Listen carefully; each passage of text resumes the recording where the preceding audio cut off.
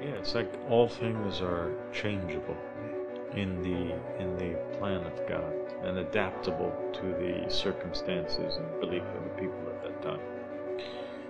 So the only thing that we should really hold on to is the will and supremacy of God and the knowledge that accompanies that divine messenger. That's it. So Javid, we identified the way that people can know whether or not they're on the true path or not, and how they can find God or the messenger of God or not, and be able to tell if he's truly from God or not from God. We explained the law of identifying the proof of God, which consists of the will or the letter of appointment, knowledge, and calling towards the supremacy of God, which is that only God can appoint the ruler or the king. Only God has the right to rule humanity. And we spoke about how you cannot identify the proof of God through his physical appearance. You cannot deny him because of health reasons, like in the case of Job, salam. And we mentioned the story of the righteous servant and how a person cannot even disregard or judge whether or not a person is a proof of God or not a proof of God based on his apparent actions or behavior or morals and manners or his implementation of the Sharia. Because even Moses was not able to use that as a scale to judge the truthfulness of the righteous servant. So therefore we're only left with the will and the law of knowing the proof of God or the messenger of God as a way to be saved and to remain upon the ark of salvation and to not be led astray.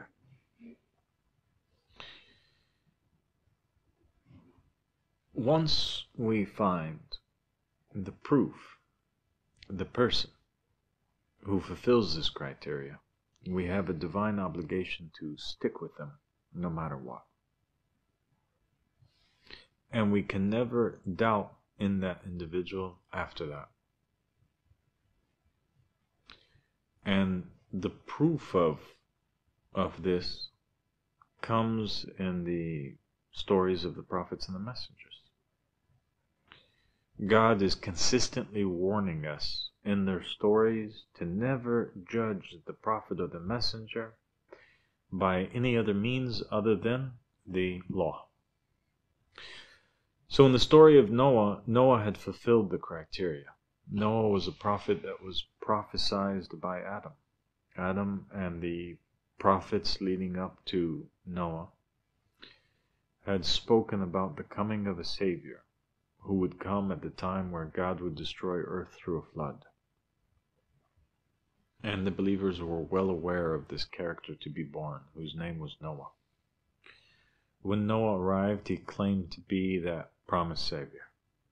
And he demonstrated knowledge and he called towards the supremacy of God. And that people should accept the divinely appointed messenger, who was Noah, and reject the sons of Cain, who were controlling all of the earth at the time. Noah gathered believers, he started his dawah, and people began to believe in him. And one day, Noah, after suffering many years of oppression and violence, him and his followers, they were attacked consistently by the sons of Cain. Narrations mention that at times they would be attacked with stones. Noah was several times knocked upside the head, unconscious for several days, laying on the ground with blood flowing from his ears.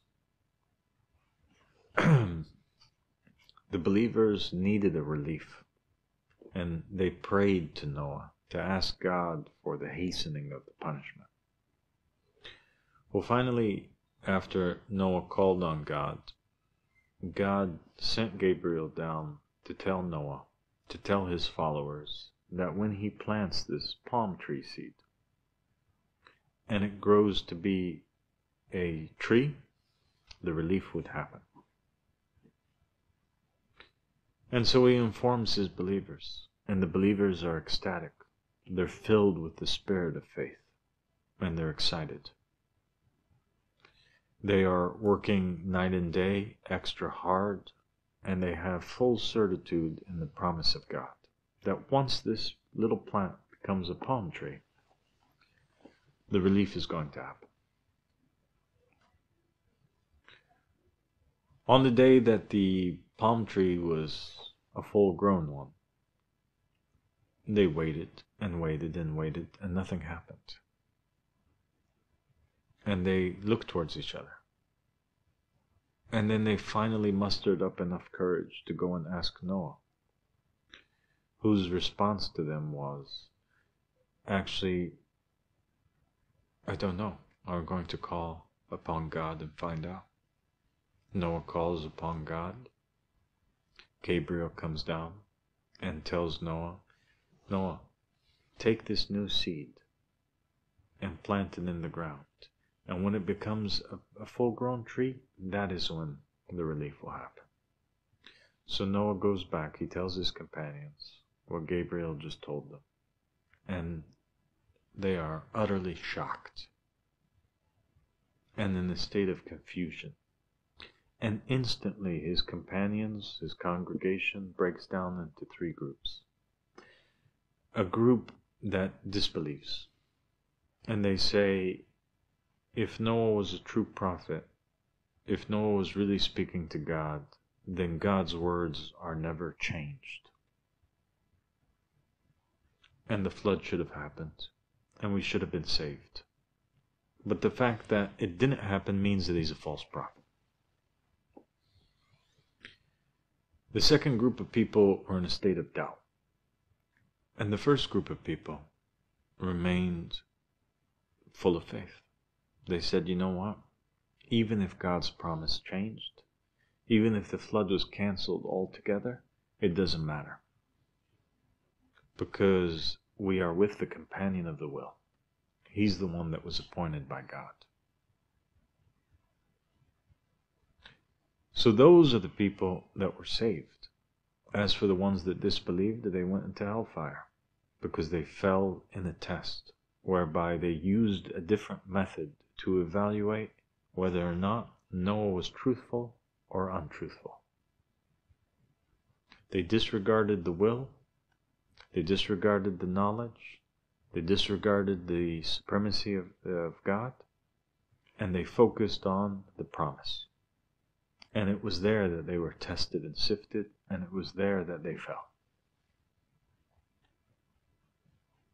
And the moral of that lesson was that you cannot judge the messenger or the vicegerent by anything other than the law of knowing or identifying the proof of God. Even if the promise is not fulfilled in the way that you expect it to be fulfilled. Imran was a prophet. He was the grandfather of Jesus and the father of Mary. He was a prophet who had a congregation. He told his congregation that God inspired him, telling him that he was going to give birth to the Messiah, the promised Savior of the Jews. And he was ecstatic about it. And the Israelite believers in him were ecstatic about it. They thought the relief was near. They had certitude in Imran, the great prophet. And yet, when his wife gave birth, she gave birth to the surprise of everybody, to a baby girl. Even Imran himself was surprised. And it was that baby girl whom he named Mary, who would grow up and give birth to Jesus the Messiah, alayhi salam.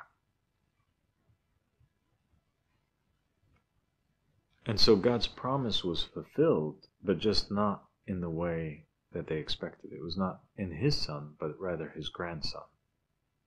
And that's why the hadith from the Ahlul Bayt alayhim salam says, if we say something about a man, and it isn't in him, but rather it is in his son or his son's son, then don't deny it.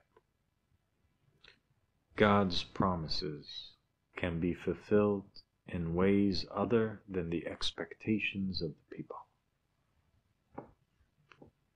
And so there was another lesson in the Quran which taught us that there is no other way to identify the proof of God except through the law.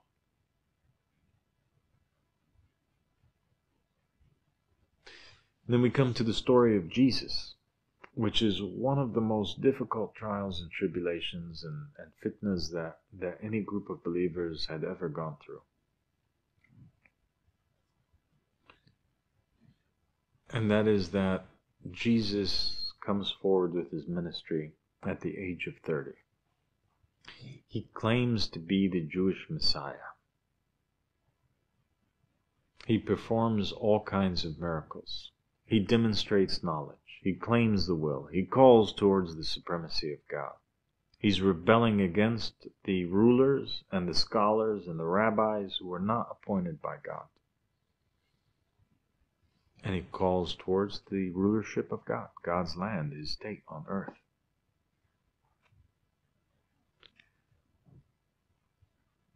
The Jews had long expected and waited for this Messiah, whom the narrations of their prophets and the words of the prophets and the messengers and the vicegerents stated, that he would rule from Jerusalem and spread peace and justice all over the world. And yet, 3 years into the dawah of Jesus, Jesus is arrested. His body is crucified. He's killed in the apparent, in front of all of his believers and in front of the Israelites. The Israelites took it as a sign that God was saying that Jesus was a false prophet, because he did not fulfill anything from what they expected the Messiah to do, of conquering and ruling.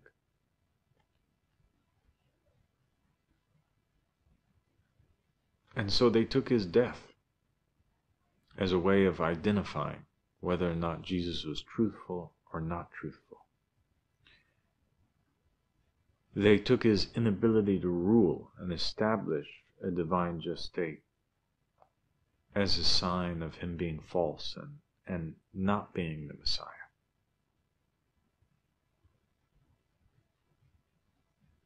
And yet, as you and I know, and 2.2 billion Christians around the world and 1.8 billion Muslims,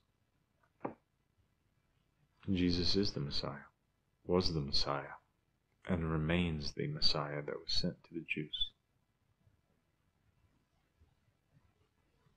And so you see there how incredibly dangerous it is to judge the prophet or the messenger by our own expectations.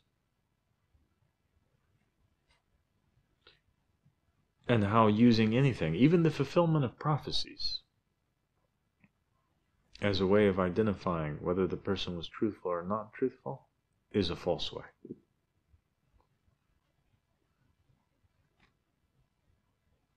Even all of Jesus' miracles that he performed was not sufficient as a way to make the people know whether or not he was truthful or not truthful. And after knowing where the truth is, no matter how hard or scary the path becomes after that, it's irrelevant. As long as we just hold on tight to it, then we are saved.